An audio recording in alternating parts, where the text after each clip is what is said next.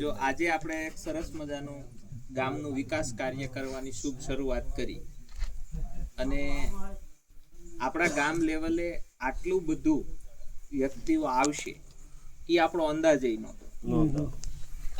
અંદાજ કરતા 30% પબ્લિક વધારે આવી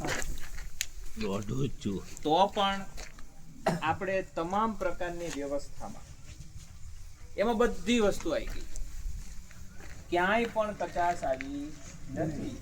એ બદલ હું તમારી બધાની કામ કરવા પ્રત્યેની જે તમન્ના છે એને બિરદાવું છું અને અભિનંદન પાઠવું છું.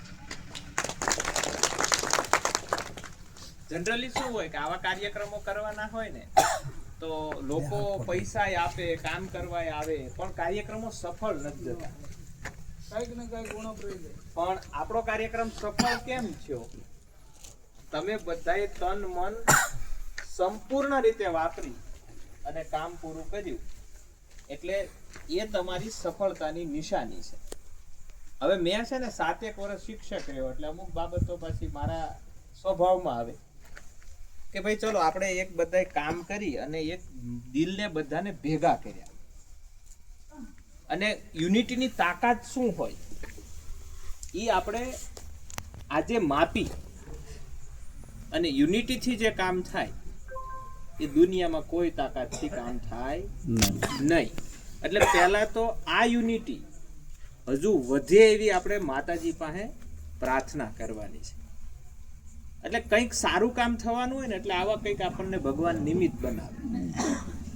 આપણે આપણા જે વોલન્ટિયર હતા અને જે સુશાસનનું મેનેજમેન્ટ કરતા હતા, હર્ષદભાઈ પીઆઈ આપણને મોઢે કહેવા આવ્યા કે અમારો સરકારી કાર્યક્રમ હોય તોય આ વ્યવસ્થા અમે કરી શકતા નથી. એ તમે લોકો કરીને બતાવીએ. કોણ બોલે છે? આ પીઆઈ પોતે બોલે છે. એટલે એ જે કોઈ વ્યક્તિએ એની આખી ડિઝાઇન બનાવી, મારા ભાઈ વિપુલે બનાવી હોય, જયદીપે બનાવી હોય, બ્રિજેશે બનાવી હોય, મનોજે બનાવી, કોઈ પણ બનાવી હોય, તો એ ડિઝાઇનને સલામ કરું છું અને એ ડિઝાઇનને અપગ્રેડ થાય અને વધુ સુંદર કામ થાય એવી આપણે માતાજી પાસે પ્રાર્થના કરવાની છે. હવે એક સરસ વાત બીજી પણ મને મગજમાં આવી કે દાખલા તરીકે આપણે 30% પબ્લિક વધી ગઈ તો ટ્રાફિકના પ્રશ્નો થયા, જમવાના પ્રશ્નો થાય, સ્વાભાવિક છે. તો દાખલા તરીકે ક્યાંક કેટલીક બાબતો આગુ પાછું થાય, સ્વાભાવિક છે. પણ હું તમને એક બીજું ત્યાં એક પ્રેરણા આપવાનો કિસ્સાની વાત કરું. મુકાભાઈ કડી બની ગયો. શું છે આ? કોઈ પ્રાઇવેટ કામ જમણવાર નહોતો. આ કેવો જમણવાર હતો? જાહેર જમણવાર. એટલે આમાં આપણે માનસિકતા છે ને કાયમ માટે બધાએ બદલવાની હોય કે ભાઈ ક્યાંક અગવડતા થાય, કોઈક જગ્યાએ કદાચ માણસોની ભીડ વધી ગઈ હોય, કોઈક જગ્યાએ આપણે કોઈકને રોક્યા હોય તોય જલ્દી જમવા જતા રહ્યા હોય, ત્યારે આપણને થોડુંક દુઃખ લાગે કે ભાઈ આ લોકો કેમ આપણને સહકાર નથી આપતા. એ કાનાભાઈ, આ હજી આપણે શીખવાનું છે આખા પરિવારે. બસ આ ફોન પર વાત કરે છે ને એ આમ જોવે ને તો પછી એમને પાછું આગળ બહુ કામ નથી હોતું, એટલે ઘડીક એને બંધ રાખી દેવાનું આવું હાલતું હોય ને ત્યારે. એટલે જે કંઈ કનેક્ટિવિટી આપણી હતી તો એ પબ્લિકની વસ્તુ હતી. એટલે પબ્લિકની વસ્તુ હોય ને ભાઈ, એમાં આ બધું હાલ્યા જ કરતું હોય. એટલે એને તમારે સ્વીકારી લેવાની હોય. આપણી જેમ બધાય હોશિયાર હોય નહીં. એટલે જ્યારે તમે એનું મૂલ્યાંકન કરો કે આણે આમ કર્યું હતું, ઓલાએ આમ કર્યું હતું, ઓલાએ આમ કર્યું હતું, એને કોઈ દિવસ ગણવાનું નહીં. એ વિકાસની વાત નથી. હવે આપણે શું કર્યા ને એની ચર્ચા કરવાની કે ભાઈ આપણે અતિ અંતરિયાળ વિસ્તારમાં છે એવું કોણે કીધું હતું? રાજ્યપાલ. અને એને એક શબ્દ એવો વાપર્યો હતો કે હાલની ગવર્મેન્ટ કોઈ એક ગામમાં 25 કરોડ વાપરી કે એવી કોની તાકાત નથી, સરકારની નથી. તો હું એમ નથી કેતો એ મારી છે, એ તાકાત તમારી બધાની છે ને મને નિમિત્ત બનાવ્યો છે, અમારા પરિવારને નિમિત્ત બનાવ્યો. એટલે આપણે આ બધી બાબતોને વાગોળીશું, કારણ કે હવે આપણે છે ને કામ કરવા જઈ રહ્યા છે. એટલે બધાને મન પણ ભેગા કરવા પડશે, તન પણ ભેગા કરવા પડશે.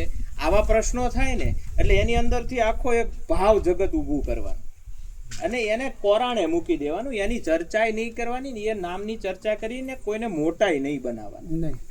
આપણે શેમાં ધ્યાન દેવાનું? કામમાં. હવે દાખલા તરીકે આજે આપણે કાર્યક્રમ કર્યો, કોને ખબર છે ભાઈ કે ભાઈ એસ્ટિમેટ કરતા 30% વધી ગઈ? જે લોકોએ ચર્ચા કરી હોય એને ક્યાં ખબર હોય કે ભાઈ આ લોકોએ તો 1300-1400 ટાર્ગેટ કર્યો તો થઈ ગયા 2000 માણસો. તો થોડી ઘણી અગવડતા તો પડવાની જ છે અને જાહેર કાર્યક્રમ છે. હવે જેને અગવડતા પડી હોય ને એ પાછા છીપરા જ તોડતા હોય, બરાબર? એટલે મારે આ ઉદાહરણ કામ દેવું પડ્યું, એ બધી વાતોને કોઈ દિવસ ધ્યાનમાં લેવાની નહીં. અને બીજું કાર્યક્રમ કરીએ ને ત્યારે ઈ અગવડતા ન પડે ને એનું મેનેજમેન્ટ આપણે એડ કરવાનું. તો આવી સુંદર વ્યવસ્થા, હું પણ બહુ રાજી છું, અમારો પરિવાર પણ બહુ રાજી છે, આપણે પણ બધા બહુ રાજી છીએ. કવરિંગ પણ ખૂબ સારું આવ્યું છે, આપણને માઇલસ્ટોન પણ સારા મળ્યા છે અને સારા ભાવમાં સરસ રીતે સમયસર કાર્યક્રમ પત્યો છે. એ બદલ આપણે ઈશ્વરનો આભાર માનીએ છીએ. આપણને જેણે આજે બિરદાવ્યા છે બધાયનો આપણે આભાર માનીએ છીએ. અને હવે આ કાર્યક્રમ આપણું ટ્રેલર હતું. હવે આપણે અહીંયા મોટા કાર્યક્રમો થવાના અને આ અનુભવ છે ને એ તમને મોટા કાર્યક્રમોમાં કામમાં આવશે.